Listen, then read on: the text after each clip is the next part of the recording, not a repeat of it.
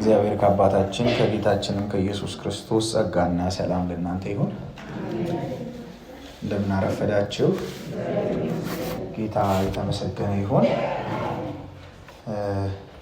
እግዚአብሔር እየረዳን ስላለ ጸሎታችንን እየሰማም እየመለሰም ስላለ ክብር ለስሙ ይሁን። በፊቱ ደግሞ እንደዚህ አይነት የከበረን እድል ስለሰጠን ክብር ለእግዚአብሔር ይሁን። ከኔ ጋር ደግሞ የእግዚአብሔርን ቃል ከፋፍለን ጸልየን የምንጨርስ ይሆናል። የዛሬውን ፕሮግራማችንን የምንከፋፈለው ክፍለ ንባብ ከያዕቆብ መልእክት ላይ የሚገኝ ሲሆን የተፈተነ እምነት በሚል የምንወያይ ይሆናል። የተፈተነ እምነት በሚል የምንወያይ ይሆናል። የያዕቆብ መልእክት ምዕራፍ 1 ከቁጥር 1 ጀምሮ እስከ 15 ያለውን በፍጥነት ለመመልከት እንሞክራለን። በጌታ በኢየሱስ ክርስቶስ ስም አነባዋለሁ። የእግዚአብሔርና የጌታ ኢየሱስ ክርስቶስ ባሪያ ያዕቆብ ለተበተኑ ለ12 ወገኖች ሰላም ለእናንተ ይሁን። ወንድሞቼ ሆይ የእምነታችሁ መፈተን ትዕግስትን እንዲያደርግላችሁ አውቃችሁ ልዩ ልዩ ፈተና ሲደርስባችሁ እንደ ሙሉ ደስታ ቁጠሩት። ትዕግስትም ምንም የሚጎድላችሁ ሳይኖር ፍጹማንና ምሉዓን ትሆኑ ዘንድ ስራውን ይፈጽም። ከእናንተ ግን ማንም ጥበብ ቢጎድለው ሳይነቅፍ በልግስና ለሁሉ የሚሰጠውን እግዚአብሔርን ይለምን፣ ለእርሱም ይሰጠዋል። ነገር ግን በምንም ሳይጠራጠር በእምነት ይለምን። የሚጠራጠር ሰው በነፋስ የተገፋና የተነቃነቀ የባህርን ማዕበል ይመስላልና፣ ሁለት ሐሳብ ላለው በመንገዱም ሁሉ ለሚወላውል ለዚያ ሰው ከጌታ ዘንድ አንዳች እንዲያገኝ አይምሰለው። የተዋረደው ወንድም ግን በከፍታው ባለጠጋም በውርደቱ ይመካ። እንደ ሳር አበባ ያልፋልና ፀሐይ ከትኩሳት ጋር ይወጣልና ሳርንም ያጠወልጋልና አበባውም ይረግፋልና የመልኩም ውበት ይጠፋልና፣ እንዲሁ ደግሞ ባለጠጋ በመንገዱ ይዝላል። በፈተና የሚጸና ሰው የተባረከ ነው፣ ከተፈተነ በኋላ ለሚወዱት ተስፋ ስለ እርሱ የሰጣቸውን የሕይወት አክሊል ይቀበላልና። ማንም ሲፈተን በእግዚአብሔር እፈተናለሁ አይበል፣ እግዚአብሔር በክፉ አይፈተንምና እርሱ ራሱስ ማንንም አይፈትንም። ነገር ግን እያንዳንዱ በራሱ ምኞት ሲሳብና ሲታለል ይፈተናል። ከዚያ በኋላ ምኞት ጸንሳ ኃጢአትን ትወልዳለች፣ ኃጢአትም ካደገች በኋላ ሞትን ትወልዳለች ይላል እግዚአብሔር ቃል። ካነበብኩላችሁ ከያዕቆብ መልእክት ነው የምንካፈለው።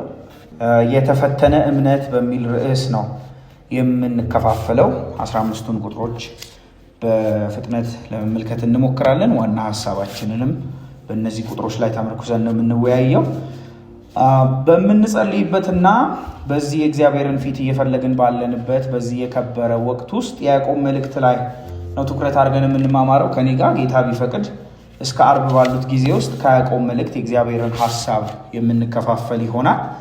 በያዕቆብ መልእክት ውስጥ በጸሎት በጾም እንዲሁም ደግሞ በትህትና ከእግዚአብሔር ፊት ራስን ማዋረድ ያለውን ትልቅ መሰረታዊ በረከት ያዕቆብ በጣም በስፋት የሚያስተምርበት መጽሐፍ ወይም ክፍለ ምንባብ ነው።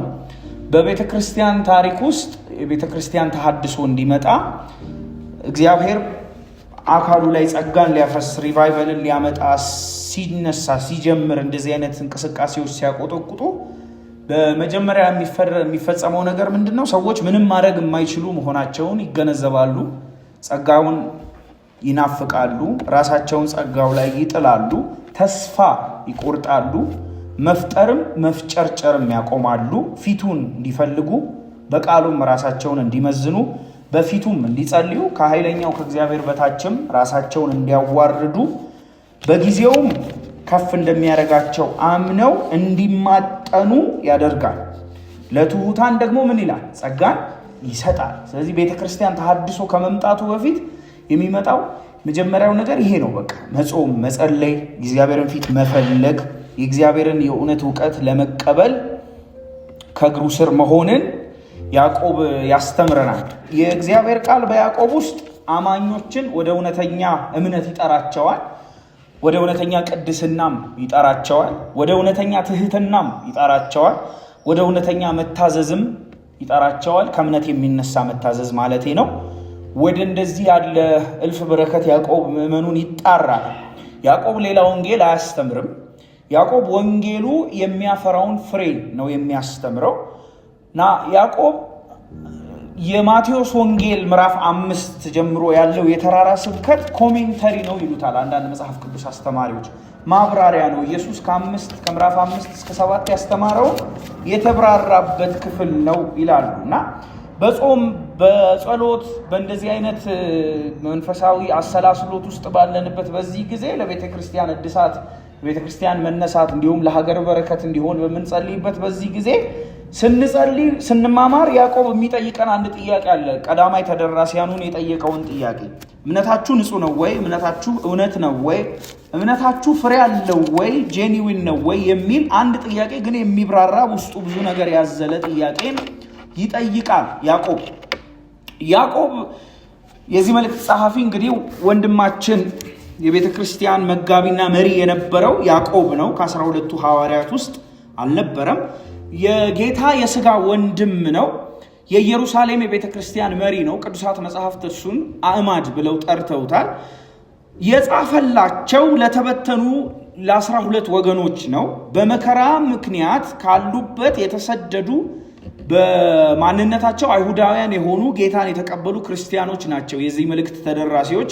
እነዚህ የመልእክት ተደራሲዎች ሁለት አይነት ፈተና ገጥሟቸዋል። አንደኛ ከቤተ ክርስቲያን ውጪ የሆነ ፈተና ገጥሟቸዋል። እርሱም እየተሰደዱ ነበረ። ልዩ ልዩ መከራ እየደረሰባቸው፣ ልዩ ልዩ ፈተና እየደረሰባቸው ነበረ። በድህነትም ይታገሉ ነበር። የፍትህ ጉድለትም ገጥሟቸው ነበረ። መንፈሳዊ ፈተናም ገጥሟቸው ነበረ። ከቤተ ክርስቲያን ውጪ ያሉ ብዙ ቻሌንጆች ገጥሟቸዋል። ቤተ ክርስቲያኒቷ ውስጥም ደግሞ ፈተና ገጥሟቸዋል።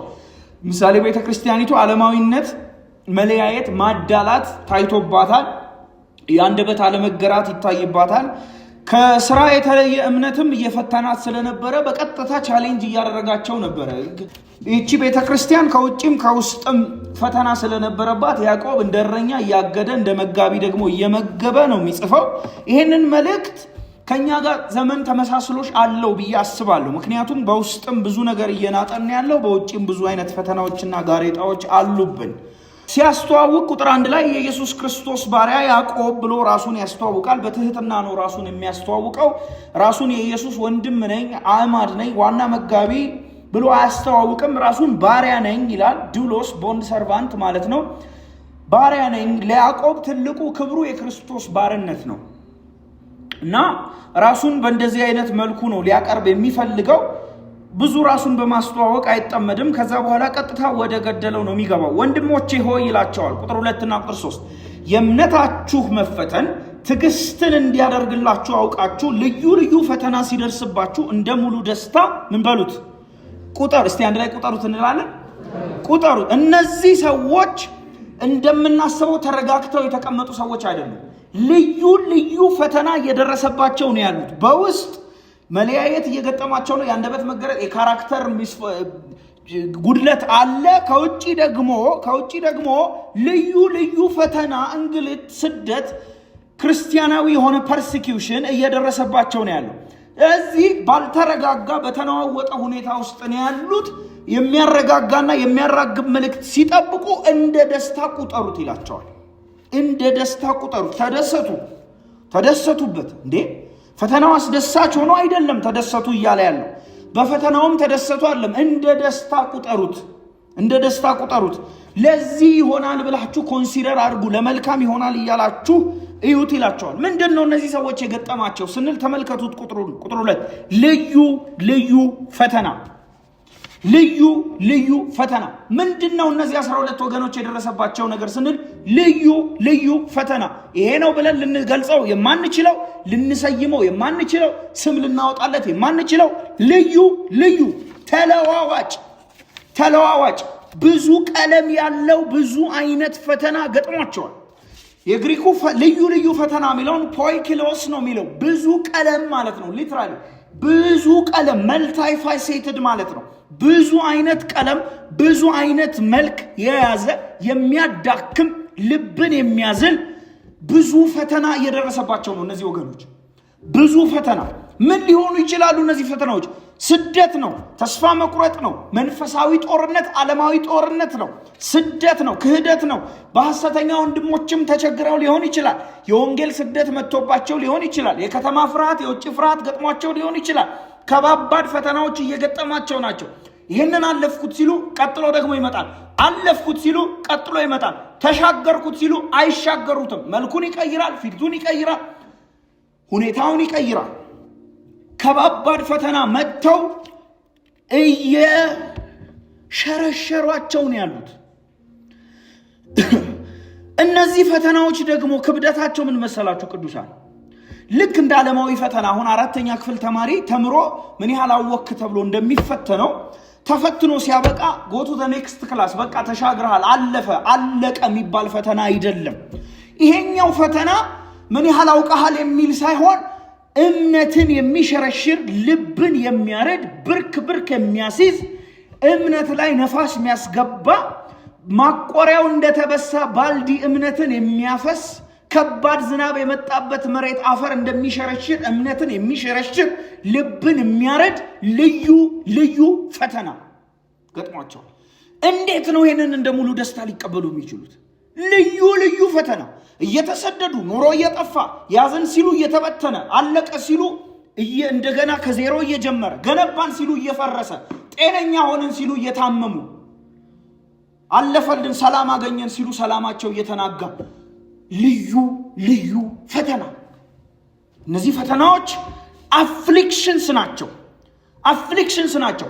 እየመጡ እየፈነከቱ እያደሙ እያቆሰሉ ነው የሚሄዱት። ከዛ ደግሞ ማራገቢያ ማስታገሻ መድኃኒት አገኘሁለት ስንል ደግሞ መልኩን ይቀይራል፣ ፍሪኩዌንሲውን ይቀይራል፣ አቅሙን ይቀይራል። የማያቋርጥ እንደ ዶፍ ዝናብ በህይወታቸው ላይ እየፈሰሰ ነው ያለው፣ እየደበደባቸው ነው ያለው። ከዛስ እንደ ደስታ ቁጠሩት አላቸው። ያዕቆብ ቶክሲክ ፖዚቲቪቲን እያፋፋመ ነው ወይስ ይሄ ከልክ ያለፈ ከእውነታ የተጣረሰ አዎንታዊነትን እየለገሳቸው አይደለም? እንዲሁ ሞኝ ሆናችሁ ዝም ብላችሁ ደስ ይበላችሁ አቅጥጡ እያላቸው አይደለም እንዴ? እነዚህ ፈተናዎች እንዴት ከልክ ያለፈና የወጣ አዎንታዊነትን ያዝ ነው የምትለን ያዕቆብ? አይደለም። እነዚህ ፈተናዎች የወንድሞቼ እምነታችሁን እየፈተኑ ያሉ ፈተናዎች ከእግዚአብሔር ዘንድ ለእናንተ የተላኩ መድኃኒቶች ናቸው። እንዴት? እግዚአብሔር ለህንጸታችሁ ለቅድስናችሁ የሚጠቀምበት እናንተን የሚያጠራበት መንሽ ነው። ከውስጡ ደግሞ እነዚህ መጥተው የሚያራግቧችሁ የሚያፍገመግሟችሁ ልዩ ፈተናዎች ትልቅ መንፈሳዊ በረከትን ይወልዳሉ። ምን? ትዕግስትን ይወልዳሉ። ወንድሞቼ ሆይ የእምነታችሁ መፈተን ትዕግስትን ነው የሚያደርግላችሁ። ትዕግስት የተባለ መንፈሳዊ በረከትን ያመጣል። ትዕግስት። እነዚህ ልዩ ፈተናዎች ትዕግስትን እንድናፈራ ያደርጉናል። ስለዚህ እንደ ሙሉ ደስታ ቁጠሩት። ከባድ ቢመስሉም ያስታግሱናል። ትዕግስት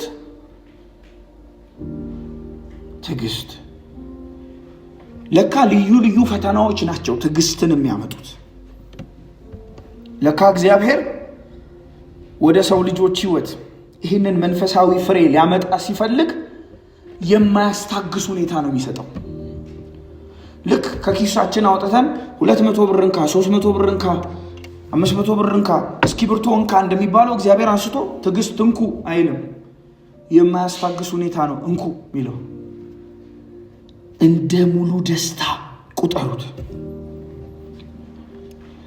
የእምነታችሁ መፈተን ትዕግስትን እንዲያደርግላችሁ ወቁ።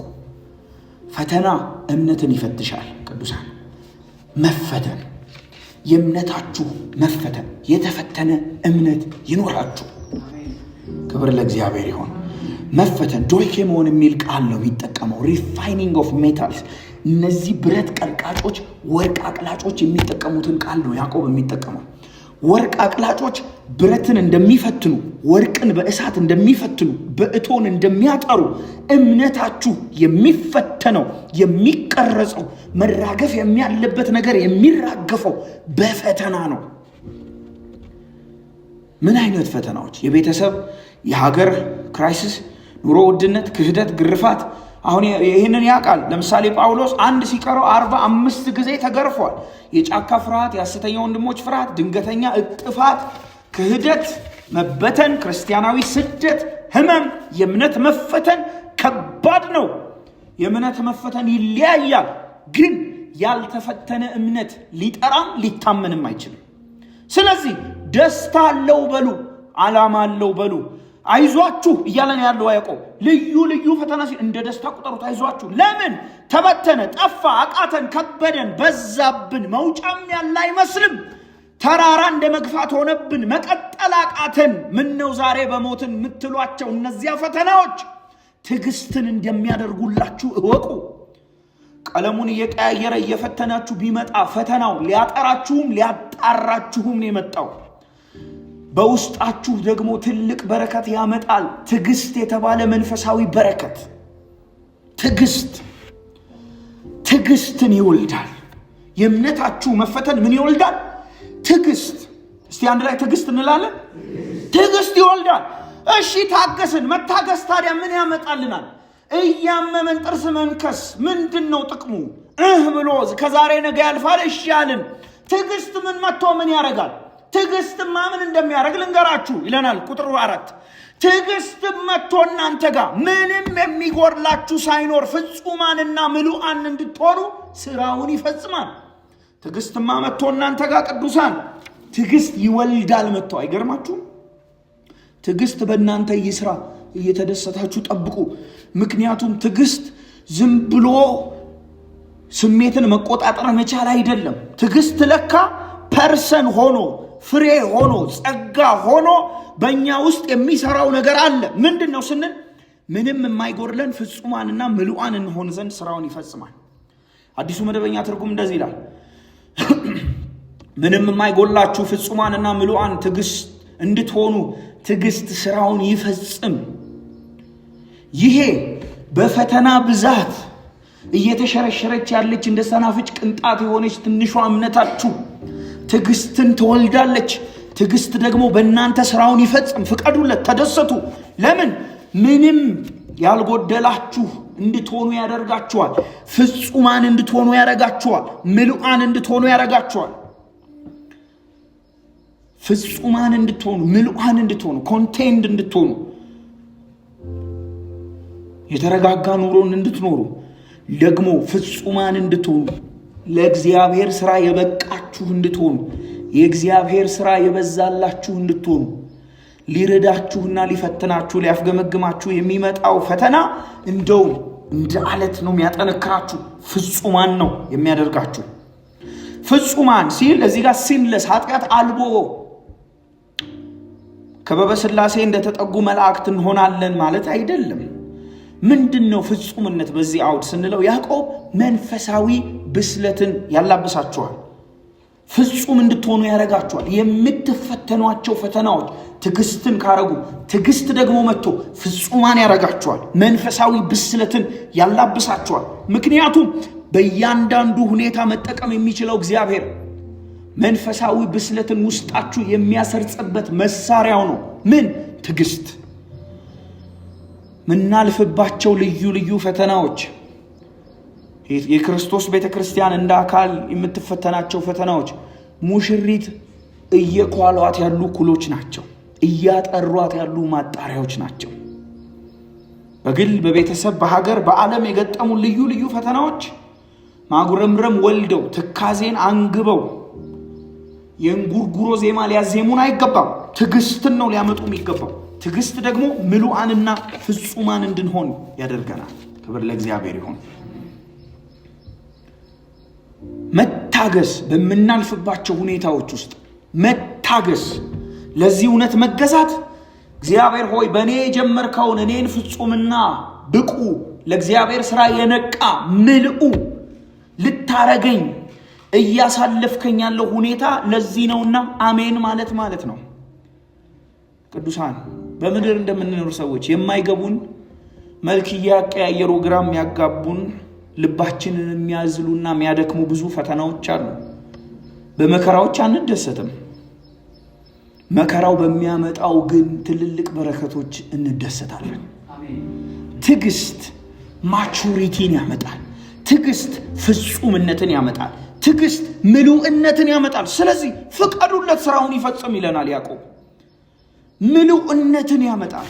በዚህ ለምብርት የለሽነት ራሷን በገዛችና በገበረች ዓለም ውስጥ በጥቂት መርካትን፣ መብቃትን፣ ኑሮዬ ይበቃኛል ማለትን፣ ኮንቴይንድ መሆንን፣ ምሉዕነትን ደግሞ መንፈሳዊ ብስለትን ያመጣል። የመጡ ልዩ ልዩ ፈተናዎች ከመሰረታችን ሊነዱን የከጀሉ ቢመስሉም ለመልካም መጠቀም የሚያቀበት እግዚአብሔር ለህንጸት፣ ለብስለት እንዲሁም ለቅድስናችን መጠቀም ይችልበታል። እመኑኝ ቅዱሳን፣ የማይገለን ነገር እኮ መጥቶ ያጠነክረናል። ቁጥር 5 ከእናንተ ግን አሁን ግን አፍራሽ ነው። ይሄንን ያልተረዳ ሰው ቢኖር መጥቶ እየናጠው ያለው ልዩ ልዩ ፈተና ሊያበስለው፣ ሊቀድሰው፣ ክርስቶስን እንዲመስል ሊያረገው፣ ፍጹም ሊያረገው፣ ምልኡ ሊያረገው እንደመጣ ያልተረዳ ቢኖር፣ ጥበብ የጎደለው ቢኖር፣ ከእናንተ የጎደለው ቢኖር ሳይነቅፍ በልግስና ለሁሉም ይሰጠውን እግዚአብሔርን ምን ይበል? እግዚአብሔርን ይለምን። ጥበብ ይጠይቅ። ጥበብ ኢንተለጀንስን አይደለም እያለ ያለው፣ ወይም አይኪውን እያለ አይደለም ያለው። ማትስና ፊዚክስ ዳይናሚክስ ኮርስ የሚፈልጥበትን ካልኩለስ የሚሰራበትን ጭንቅላት አይደለም እያለ ያለው። ጥበብ ይጠይቅ። ላይኛይቱ ሰማያዊቱ እግዚአብሔር ላካሉ የሚያፈሰውን ሰማያዊ ጥበብ ይጠይቅ። ምንድነው ይሄ ጥበብ? በእግዚአብሔር ፊት እግዚአብሔር እንዴት እንድንኖር እንድናቅና ደግሞ በእርሱ እንድንመራ የሚያረገን ጸጋ ማለት ነው። ልዩ ልዩ ፈተና ሲገጥመን መቼስ ቅዱሳን ሰዎች ስለሆንን እንተማመን ከተባለ ለምን ገጠመኝ? ለምን እኔ ላይ ይሄ ሁሉ ተፈራረቀ? እንደውም እንዘምረዋለን አይደል? ከልጅነቴ ሰልፍ ይበዛብኛል ብለን ሁሉ። እውነት ውሸት? ለምን ይሄ ገጠመኝ? ለምን ይሄ በእኔ ላይ ሆነ? ለምን ይሄ እንዴት እንደዚህ ሆነ? ጌታ ሆይ የለህም እንዴ? ተውከኝ እንዴ? አንጠይቅም እንዴ? እነዚህ ጥያቄዎች እንጠይቃለን። እስከ መቼ ነው እኔ በዚህ ውስጥ ማልፈው? መቼ ነው ይሄ ነገር የሚቀየረው? መቼ ነው የምትጎበኘኝ? መቼ ነው የምታየኝ? ያዕቆብ እንዲህ ይለናል፣ እንዲህ አይነት ጸሎት አትጸልዩ። ከእናንተ ማንም ጥበብ ቢጎለው እንደዚህ አይበል። ማለት ያለበት ጥበብ ስጠኝ ማለት ነው ያለበት። ክብር ለእግዚአብሔር ይሁን። የእንጉርጉሮ ለምን ገጠመኝ? የለህማ እኔ ብሆን አንተ ብትሆን እንዴት እንደዚህ ታረገኛለህ እያልን ከምናንጎራጉራቸው ጸሎቶች ይልቅ የተሻለ ጸሎት ይነግረናል ጳውሎስ። ይቅርታ ያዕቆብ፣ እንዲህ ብላችሁ ጸልዩ፣ ጌታ ሆይ ጥበብ ስጠኝ፣ በፊትህ በማልፍባቸው ሁኔታዎች ለፍጽምናና ለምልኡነት የሚሆኑኝን መንፈሳዊ በረከት የምቀበልበት ልዩ ልዩ ፈተና ነውና ይሄንን ምረዳበትን ጥበብን ስጠኝ፣ ጥበብን ስጠኝ። ለመልካም ነው ብዬ ማልፍበት፣ ከምክርህ በተቃራኒ የማልቆምበት የማልፍባቸው ልዩ ልዩ ፈተናዎች ተደምረው ተጠራቅመው ትዕግስትም ብስለትን እንዲወልድ አውቄ አንተ እንድኖር የምትፈልገውን ኑሮ እንድኖር ጥበብን ስጠኝ። የእምነቴ መፈተን ወርቅ ከአፈር እንዲለይ እሳት በእቶን አልፎ እንደሚጠራ እንደዛው መጥሪያዬ መንጽያዬ እንዲሆነ እንድረዳ ጥበብን ስጠኝ። ጥበብ ስጠኝ። ጥበብ ያስፈልገናል። ያጣነው እኮ በዚህ ሰዓት ጥበብ ነው። ቅዱሳን ልዩ ልዩ ፈተና ነበረባቸው የያዕቆብ ተደራሲዎች፣ እኛም አለብን። ኑሮ ውድነት፣ ስራ አጥነት፣ ሙስና፣ የመልካም አስተዳደር ችግር፣ የቤተሰብ መፋለስ፣ መጣላት፣ ህመም፣ ግፍ፣ ምንወዳቸውን በሞት ማጣት፣ ዓለም አቀፋዊ ቀጠናዊ ቀውሶች፣ ምሬት፣ ብዙ በግልም በቤተ ክርስቲያንም በቤተሰብም በሀገርም በምድር በመኖራችንም የሚገጥሙን ልዩ ልዩ ፈተናዎች አሉ። ስለዚህ ያዕቆብ እንደዚህ ይለናል፣ ምሬት የሐዘን እንጉርጉሮ ከማቃሰት ይልቅ ትክክለኛው ጸሎት ይሄ ነው። ከእናንተ ማንም ጥበብ ቢጎለው ምን ብሎ ይጸልይ? ጥበብ ስጠኝ። ወርቅ በእሳት ተፈትኖ እንደሚደምቅ ፈተናው ሊሰራን ሊሞርደን ሊቀነብበን ነውና የመጣው። ይሄንን አውቄ በምክርህ እንደ ፍቃድህ ምጓዝበትን ጥበብን ስጠኝ። እግዚአብሔር በዚህ በረከት ይባርከን። ጥበብን ስጠኝ እግዚአብሔር ሆይ፣ አንተ ያየኸውን ማየት እንድችል፣ በፈቃድህ በምክርህ መጓዝ እንድችል። ምን እንደማረግ አላውቅምና ጥበብን ስጠኝ ስንለው መልሱን ይዩት። የእግዚአብሔርን መልሱን ይዩት። ማንም ጥበብ ቢጎለው ሳይነቅፍ በልግስና ለሁሉ የሚሰጠውን እግዚአብሔርን ምን ይበል? ይለምን። መልሱን ይዩት። ለእርሱ ምን ይለዋል? ይሰጠዋል። የእግዚአብሔር ቸርነት በልግስና ነው የሚሰጠው። ሳይነቅፍ ሳይስቆነቆን ያልቅብኛል ሳይል የሚሰጥ በነፃነት በቸርነት የሚያፈስ የተባረከ ጌታ እግዚአብሔር በትህትና ጥበብን ለሚጠይቁት በደስታ ያፈስላቸዋል ጥበብን። አሁንም በጾምና በጸሎታችን ወቅት ቅዱሳን ይህንን ነው መጸለይ ያለበት። ጥበብን ስጠኝ፣ መንፈሳዊ ዲዘርንመንትን ስጠኝ፣ የመለየት መንፈስን ስጠኝ፣ መንፈሳዊ ግልጽ የሆነ ከአንተ ዘንድ የሆነ ምሪትን ስጠኝ። አገር ሲያማርርማ ብሬ አላማርርም፣ እነሱ ምሬት ውስጥ ይግቡ፣ እኔ ግን ምሪትን ስጠኝ ብለን መጸለይ ያለብን። ነገር አለቀ፣ ተበተነ። ዓለም እንደ ዘመነ መሳፍንት ሁሉ የመሰለውን አደረገ። ኑሮ ተወደደ፣ ተበተነ። ፈተናው ቀለሙን ቀየረ፣ አቅሙን ጨመረ፣ ተደራጀ፣ ይጨምር። ለእኔ ግን ጥበብን ስጠኝ። ጥበብ ትሰጣለህ አንተ። እንዴት እንደወጣ እንድገባ አላውቅም፣ ጥበብ ስጠኝ። እግዚአብሔር ጥበብን ይስጠን። ምን እንደምናረግ ጥበብን ይስጠን። ለምኑ አለ ያዕቆብ። ለምኑ ይሰጣል። በቸርነት ነው የሚሰጠው እግዚአብሔር። ይሄ ጥበብ ምን እንደምናረግ ይነግረናል። እንዴት እንድንወጣ ይነግረናል። ምን ማረግ እንዳለብን ይነግረናል። ምን ማረግ እንደሌለብን ይነግረናል። ከእግዚአብሔር ዘንድ የሆነ ጥበብ። ነገር ግን ሲለምን ይሄ ሰውዬ በምንም ሳይጠራጠር ይለምን። ያዕቆብ አጥብቆ የተከፈለ ልብ ይቃወማል፣ የሚወላውልን ልብም ይቃወማል። ነገር ግን በምንም ሳይጠራጠር በእምነት ምን ይበል? ይለምን። የሚጠራጠር ሰው በነፋስ የተገፋና የተነቃነቀ የባህርን ማዕበል ይመስላልና። ሁለት ሐሳብ ላለው በመንገዱም ሁሉ ለሚወላውል ለዚያ ሰው ከጌታ ዘንድ አንዳች እንዲያገኝ ምን አይበል? አይምሰለው። የሚወላውል ሁለት ሐሳብ ያለው ግሪኩ ዳይፌዞስ ይለዋል። ምን ማለት መሰላችሁ? ሁለት ነፍስ በአንድ አካል እንደመሆን ማለት ነው። ይሄ ሰውዬ እያመነም እያላመነም እግዚአብሔርንም እየለመነም ዓለማዊ ጥበቡንም እየተጠቀመም ያለ ሰው።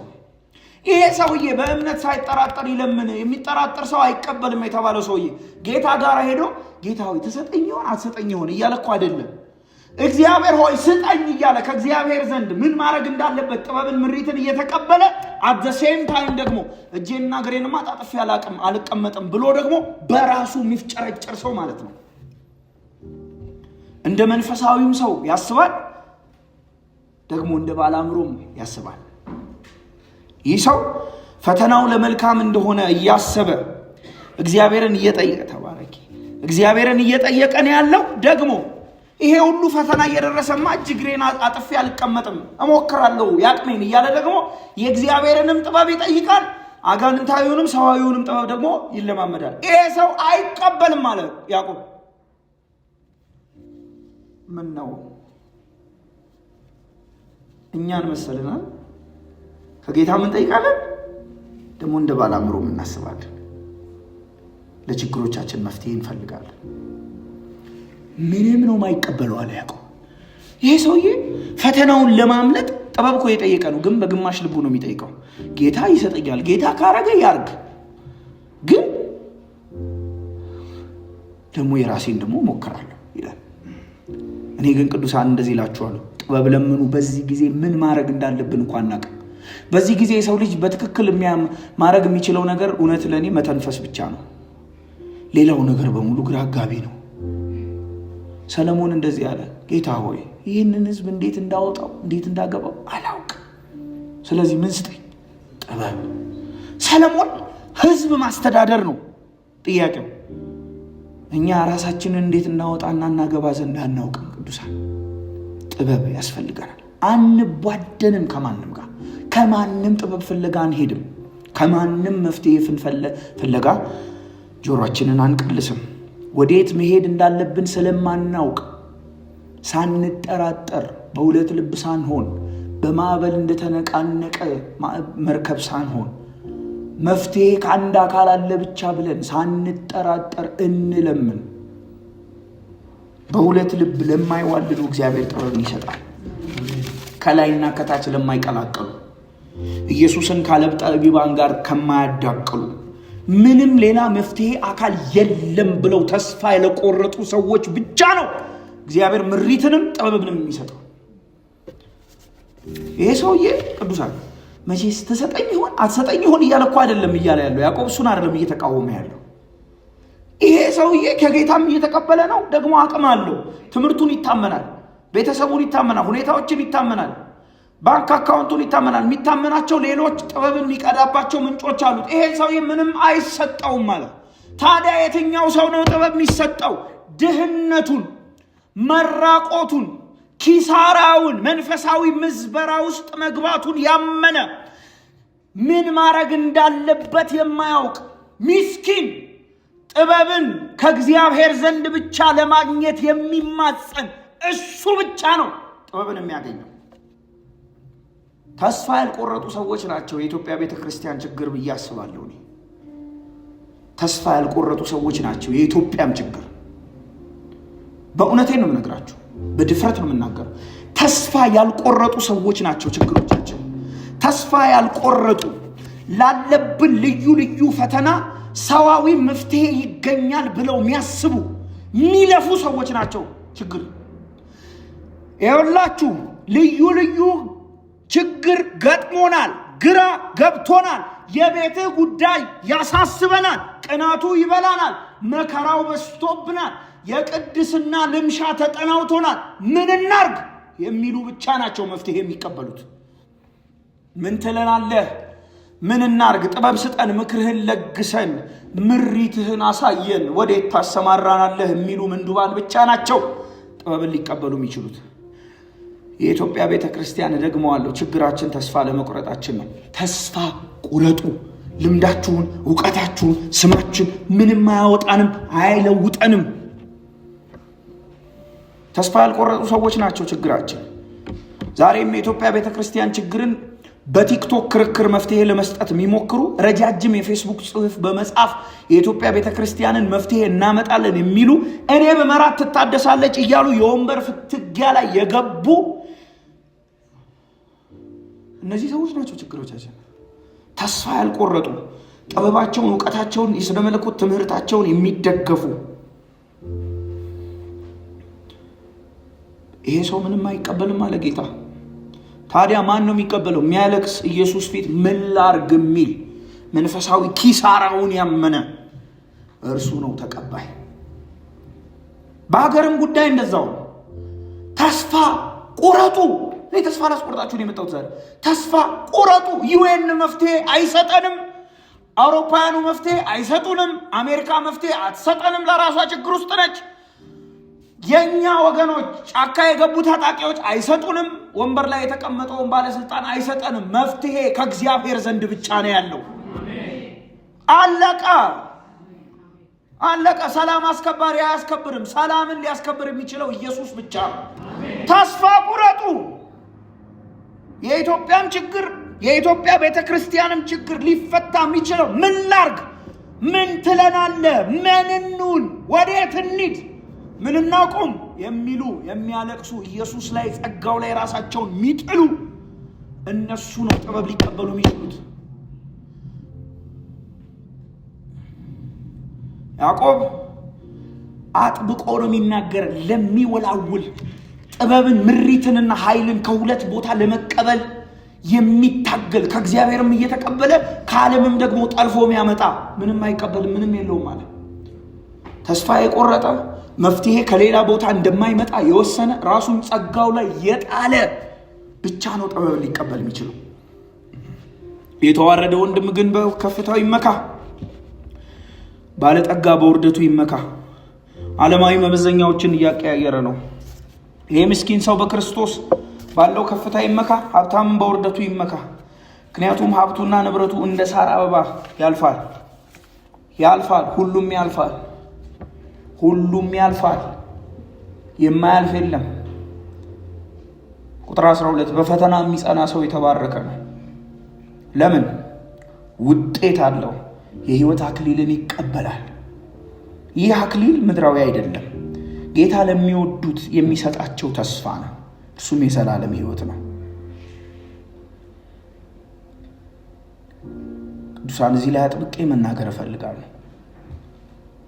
አጥብቄ ቤተ ክርስቲያናችን እንድታደስ፣ እግዚአብሔር ነፋስ በእኛ መካከል እንዲነፍስ፣ የእግዚአብሔር ምክር ወደ ነፍሳችን እንዲስረቀረቅ መለመን አለብን። ጥበብ መፍትሄ ፍለጋ ምንኳትንባቸውን ሌሎች መንገዶቻችንን መግታት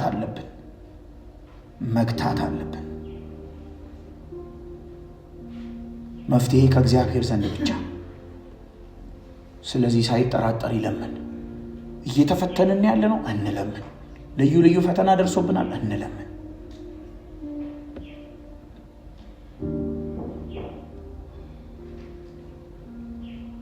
ለውጫዊ ፈተና ነው ያዕቆብ ይሄንን የተናገረው።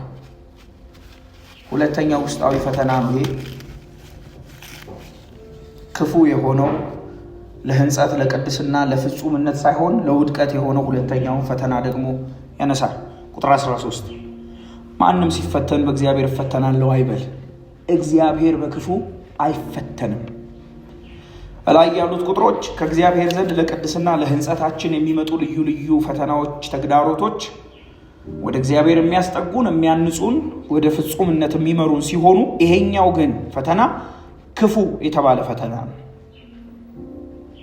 ሰዎች በኃጢአት ወድቀው ሲያበቁ እግዚአብሔርን ብሌም የሚያደርጉበትን ሐሳዊ ስነ መለኮታዊ ጭብጥ ነው የሚቃወመው። ማንም በእግዚአብሔር እፈተናለሁ አይበል። አዲሱ መደበኛ ትርጉም እግዚአብሔር ይፈተነኛል አይበል፣ እግዚአብሔር ፈተነኝ አይበል ይላል ያዕቆብ። ለምን? እግዚአብሔር ቅዱስ ነው፣ በክፉ አይፈተንም።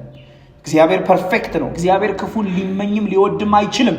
በሰዎች ልብ ውስጥም ክፋትን ሊያነሳሳ አይችልም።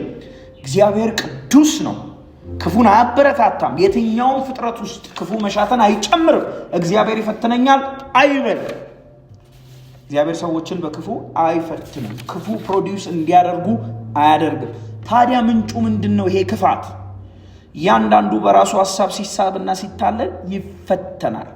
የቀደሙ ትራያልስ ልዩ ፈተናዎች ለህንጸት፣ ለትዕግስት፣ ለፍጹምነት የሆኑ ሲሆኑ ይሄኛው ደግሞ ቴምፕቴሽን ለውድቀት ነው። እያንዳንዱ ሲሳብና ሲታለል ወጥመድ ተጠምዶለት፣ ስጋ ተቀምጦለት በመንጠቆ እንደሚያዝ አሳ ምኞቱ አሳስቶት ምኞቱን በላለው ብሎ ነው እየተበላ ያለው ይለናል ያዕቆብ። በራሱ ምኞት ለስት ይለዋል እንግሊዝኛው። ዲስኦርደርድ ዲዛየር ማለት ነው። የተመሳቀለ፣ የተፋለሰ፣ የተበከለ ኃጢአታዊ አዳማዊ ጥማትና ቃጠሎ ማለት ነው። ይሄ ክፉ ፈተና ውስጣዊ ነው።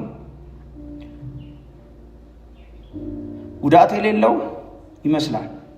ጥፋትን የደበቀ ሆኖ ይቀርባል፣ ግን ጥፋት አለው። የኃጢአት ፕሮግረስ አለው። ይሄ ምኞት፣ ይሄ ክፉ ፈተና በልብ ይጀምራል። ከልብ ከነበረው መሻት ወርዶ የእግዚአብሔርን ሕግ ተላልፎትን ይወልዳል። ኃጢአት ደግሞ ያድጋል። ኃጢአት አይቆምም። ኃጢአት ማቹር ያደርጋል። ኃጢአት ጠባይ፣ ሱስ፣ ባርነት ይሆናል። ጌታ ይሆናል። ኃጢአትም ይወልዳል ሞትን። አናቶሚው እንደዚህ ነው። የቅድሙ አናቶሚ፣ የቅድሙ ቀደም ተከተል እንዴት ነው? ልዩ ፈተና ትዕግስትም ፍጹምነትን እንደሚወልደው ይሄኛውም ልዩ ምኞት ኃጢአትም ሞትን ይወልዳል። ሁለቱም የልጅ ያላቸው። ኃጢአት አድጋ ሞትን ትወልዳለች። ይህን ተናግሬ ጨርሳለሁ። የቤተ ክርስቲያን እድሳት፣ የቤተ ክርስቲያን እንደገና በክብር መቆም፣ የቤተ ክርስቲያን ተሐድሶ ሪቫይቫል ማነቆ የሆነብን የውጭ ተግዳሮት አይደለም፣ የውስጥ ኃጢአታዊ ምኞት ነው። የቀድሙን ልዩ ልዩ ፈተናዎች እንደ ደስታ ቁጠሯቸው። ሰው በመሆናችን ምክንያት የሚፈትኑን ልዩ ልዩ ሰዋዊ ምኞቶችና ፈተናዎች ደግሞ ግደሏቸው። እውነተኛ እድሳት ቅዱሳን ከተቋማት ከስነ መለኮት ትምህርት ቤቶች ሳይሆን በወንጌል እውነት ከተቃኙ የእግዚአብሔርን ክብር ከሚናፍቁ ነፍሶች ነው የሚፈልቀው። እንደ ሙሉ ደስታ ቁጠሩት። እናልፍበት ሁኔታ ይከብዳል።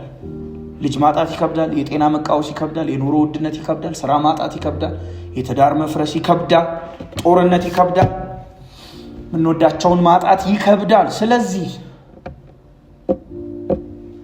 ከሚያብድ ጋር አናብድም፣ ከሚቧደን ጋር አንቧደንም፣ ከሚታገል ጋር አንታገልም። ራሳችንን ጸጋ ላይ እንጣል። እግዚአብሔር ጥበብ ይስጠን። እግዚአብሔር ምሪት ይስጠን። እግዚአብሔር ኃይል ይስጠን። መፍትሄ እናገኘባቸዋለን ያልናቸውን የመፍትሄ ምንጮች እግዚአብሔር ይድፈንልን። አረ አሜን በሉኝ ቅዱሳን። የተሸከምናቸው የተደገፍናቸው አለን የምንላቸው መመኪያዎች ይሰባበሩልን። ደገፋ ትምክህታችን ኢየሱስ ብቻ ይሆንልን። ጸጋ ይብዛላችሁ። እንጸልያለን።